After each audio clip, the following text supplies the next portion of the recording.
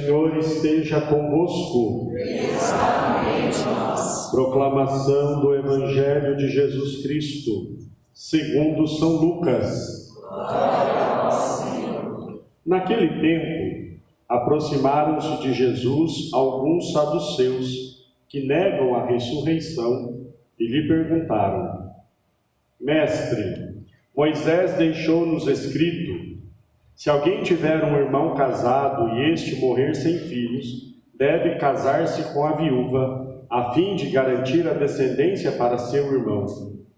Ora, havia 7 irmãos.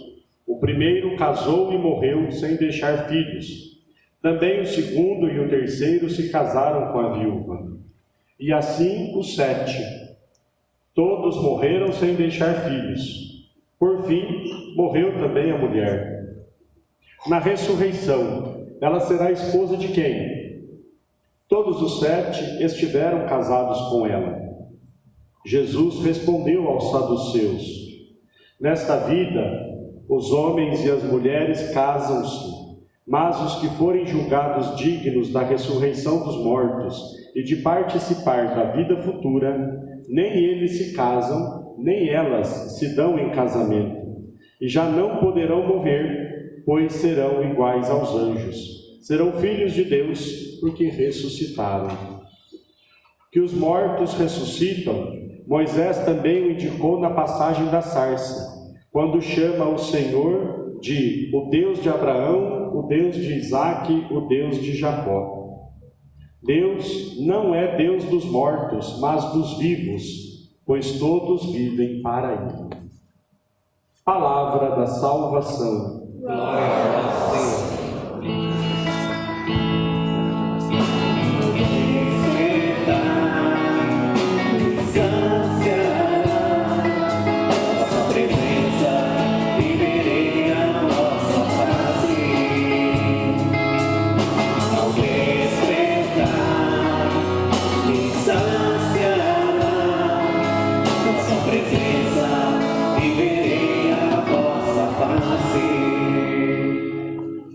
Ó Maria concebida sem pecado. Em nome do Pai, do Filho e do Espírito Santo. Amém. Prezados irmãos e irmãs, nós celebramos este 32º domingo do tempo comum, onde a centralidade da liturgia da palavra vai nos falar sobre a ressurreição.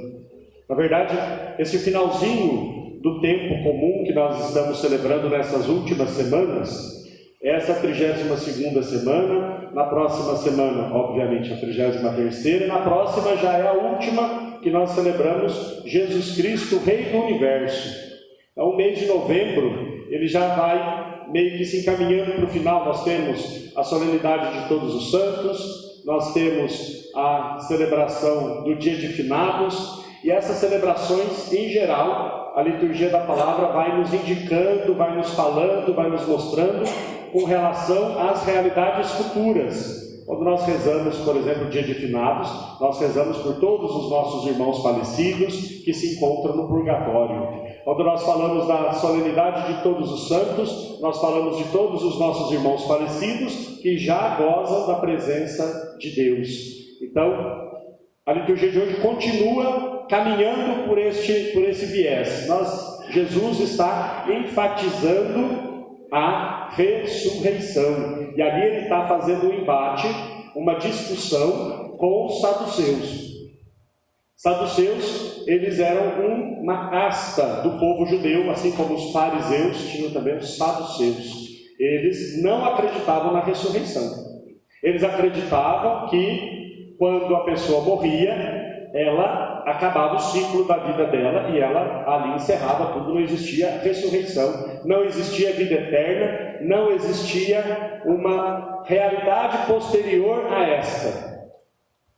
Se nós olharmos bem para a nossa sociedade de hoje, nós vamos encontrar resquícios desse tipo de pensamento evoluído, claro, evoluído ou regredido, mas que tem essa mentalidade, que diz assim para nós: escuta, você não sabe o que vai acontecer depois da morte, então faça tudo aqui nesta vida. E aí fala para a juventude: aproveita, usa drogas, vai para a festa, vai para a balada. Você não sabe o que vai acontecer depois dessa vida. Você não sabe o que tem depois. Então aproveita a vida, faça de tudo. E nós vemos as famílias sendo destruídas, nós vemos a juventude sendo jogada de um lado para o outro atrás de felicidade, só encontrando desespero e dor. E Jesus então está combatendo esse tipo de pensamento, assim como a igreja continua combatendo esse tipo de pensamento. Esse pensamento hedonista, que significa: eu quero viver todos os prazeres possíveis e imagináveis aqui nesta vida, porque só existe isso aqui. Então eu quero ter todos os tipos de sensação, eu quero ter a sensação do prazer, do poder, do dinheiro, da ganância, tudo que eu posso aqui. A qualquer preço. Aqui é que está a grande questão. A qualquer preço, à custa de qualquer coisa. Seja a minha dignidade, seja a minha família, seja a minha espiritualidade, seja a minha salvação. E Jesus, ele combate esse tipo de pensamento, trazendo para nós a realidade de que existe uma ressurreição, de que existe uma realidade posterior, que é a continuidade dessa e a consequência direta dessa realidade que nós vivemos hoje. Nós vimos a primeira leitura tão bonita do livro dos Macabeus, o segundo livro dos Macabeus, quando fala da história de 7 irmãos que são presos e são obrigados a transgredirem a lei dos judeus. E eles dizem: eu prefiro morrer do que transgredir a lei dos judeus. E eles são açoitados, eles são desfigurados, eles são torturados. E enquanto eles estavam sendo torturados e desfigurados, eles apontavam para o rei e diziam: eu sei que eu vou ressuscitar para a vida. E no finalzinho da leitura diz para o rei: mas você não vai. Cuidado. Olha a firmeza desses adolescentes. Eram adolescentes, fala o texto. E o rei ficou impressionado com a firmeza de fé daquele adolescente, um jovem, que teve a firmeza para dizer: eu prefiro confiar na vida eterna. Gente, pensa comigo uma coisa. Vocês já viram o céu como que é? Alguém aqui já foi lá no céu? Quem já foi no céu, levanta a mão, por favor. Ainda bem que ninguém levantou, os outros desmaiavam aqui agora. Se alguém levanta a mão, desmaia na hora. Nós não sabemos. Não é? Eu sempre costumo brincar aqui na paróquia, né? Se alguém voltar de lá e quiser contar para mim como que é, eu não quero escutar. Deus me livre de falar com gente que já foi. Não. Nós não sabemos. O que nós temos é a fé. A fé é possuir aquilo que ainda não se vê. Hoje, nesse mundo, nós vivemos de 3 realidades: fé, esperança e caridade. Os catequistas, as catequistas sabem que são as virtudes teologais: fé, esperança e caridade. No céu não tem nem fé nem esperança, porque não precisa mais. A fé é acreditar naquilo que eu não vejo. No céu eu vou ver. Eu vejo Deus, não preciso de fé. Eu vejo Deus. Hoje nós temos a esperança de irmos para o céu. Quando eu estiver no céu, não tem esperança, já se realizou. A única coisa que existe no céu é amor, porque Deus é amor. Mas nós precisamos, com os olhos da fé, São Paulo nos fala assim: nós vamos caminhando nesse mundo, meio que as apalpadelas, nós vamos percebendo pequenos sinais daquilo que virá futuramente, mas é uma realidade tão convicta que vale a pena dar a vida. É uma realidade tão transformadora que vale a pena eu acreditar a ponto de dar a minha vida por esse projeto. Tanto na primeira leitura quanto no Evangelho, conta a história de 7 irmãos. A primeira leitura falou de 7 irmãos que foram torturados para transgredir a lei. E no Evangelho os saduceus deram um exemplo de 7 irmãos que se casaram com a mesma mulher, foi morrendo e foi casando. Tadinha. Cada ideia, né? 7. Ave Maria, você vai morrer de desgosto no final, não foi? De raiva, só pode. 7, Deus do livro. Claro que foi um exemplo que eles deram, né? Foi um exemplo. Essa mulher é santa, né? Essa aí foi direto para o céu. E no céu não teve preocupação com o marido, não quero saber. Mas sabe o que Jesus está dizendo ali? Porque os saduceus estavam querendo falar do céu com os critérios da terra. Ah, Jesus, e essa mulher que casou com 7 homens, no céu era a esposa de quem? Jesus está falando, escuta meu filho, no céu não são os mesmos critérios que a terra. Nós não podemos pensar a vida eterna com os mesmos valores que nós vivemos aqui. A vida eterna é outra realidade. Só que a vida eterna é a continuação desta nossa realidade. A vida eterna é a continuação das escolhas que nós fazemos nesta vida, daquilo que nós optamos hoje. Eu me lembro da minha mãe, minha santa mãezinha. Um dia ela virou e falou assim: quem não gosta da missa não vai para o céu. Eu falei, nossa, vai ser forte de dizer, né? Isso é uma coisa muito pesada. Ainda mais hoje em dia que a gente não pode falar nada, né? Pode falar nada porque, ai meu Deus, todo mundo se dói. Quem não gosta da missa não vai para o céu. Eu disse, mas por que, minha mãe? Pensa comigo, meu filho. O céu é o quê? O céu não é uma eterna adoração a Deus? Eu disse, sim, o céu é isso. Nós vimos o livro do Apocalipse semana passada, uma multidão diante do trono e diante do Cordeiro. O céu é uma eterna adoração a Deus. Ela dizia, na missa nós não vamos para adorar a Deus? Sim, minha mãe. O Cristo presente na Eucaristia, o Cristo presente na palavra, a senhora está certa. Ela disse, se a pessoa não tem paciência de ficar 1 hora na missa, você acha que Deus vai obrigá-la a ficar a eternidade toda no céu onde ela não gosta? Eu falei, eu fiz 4 anos de teologia para a senhora me dar uma aula. O céu não é o mesmo critério que a terra. Se nós quisermos pensar o céu com os critérios da terra, nós não vamos encontrar um propósito que faça valer a pena o que nós vivemos aqui. Porque se eu acho que o céu tem o mesmo critério da terra, eu vou cair na mesma ideia que todo mundo tem. Então eu aproveito aqui, porque eu não sei o que vai acontecer lá. Entenderam? O céu é outra realidade. Mas é uma realidade, veja bem o que eu estou dizendo, estou falando de realidade. Pela fé, mas é uma realidade. Que deve fazer com que as minhas atitudes aqui valham a pena.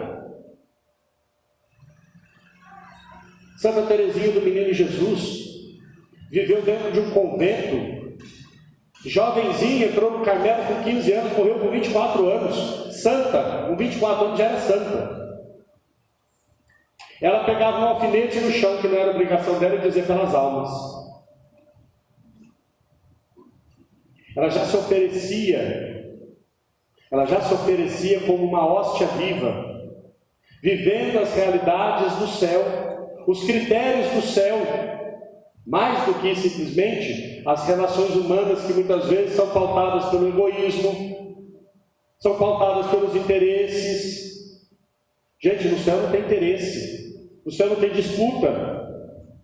Quem tem disputa somos nós. Que é engraçado que nós temos disputa até com as coisas santas, né? Ah, eu sou mais devoto, você está rico de casa. Ah, não, mas eu sou de Santos Pedido. Ah, mas eu sou mais devoto. Você acha que no céu eles estão brigando? Não tem disputa no céu. Ah, eu já atendi mais pedido que você. Mas nós precisamos encontrar uma razão para que o céu mude as nossas decisões aqui. O que fez Santa Teresinha, com 15 anos de idade, entrar no Carmelo e oferecer sua vida como um sacrifício? Porque ela já tinha certeza absoluta de uma outra realidade, futura, duradoura e eterna. Imaginem comigo que coisa linda, o dia que nós, católicos, e eu digo em primeiro lugar, eu, padre, que tem que tomar vergonha na cara, o dia que nós, católicos, fizermos opções de sim ou de não, baseados no céu. Exemplo, nós estamos lá no nosso serviço, no nosso emprego, trabalhando, fazendo alguma coisa, de repente aparece ali uma oportunidade de alguma coisa desonesta para que a gente tenha uma vantagem, um lucro, e eu digo assim, não, eu sou católico, eu não faço porque eu quero ir para o céu. Olha que bonito. Critério para decisões práticas, decisões de vida. Ou o contrário, eu vou ajudar porque eu sou católico. Eu quero ir para o céu.